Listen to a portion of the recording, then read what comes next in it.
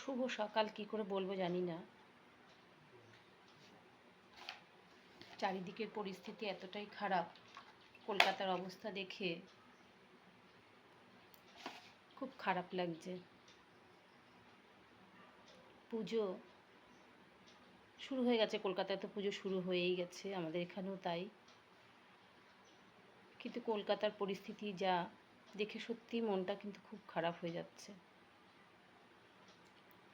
আমার সেই গত বছরের অভয়ার কাণ্ডটার কথা মনে পড়ল। আজ লক্ষ লক্ষ মানুষ তখন কিন্তু রাস্তায় নেমেছিল, তাদেরও চোখের জল পড়েছিল। আর আমার এই মুহূর্তে মনে হচ্ছে হয়তো সেই লক্ষ লক্ষ মানুষের চোখের জলই মনে হয় বন্যা হয়ে বৃষ্টি হয়ে ঝরে পড়ছে।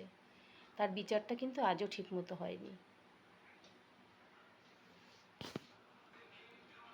তাই শুভ সকাল না অশুভ সকাল জানি না, কিন্তু তবু সকালটা আমাদের শুভ করে নিতে হবে, কারণ আমাদের থাকতে হবে, ভালো থাকতে হবে।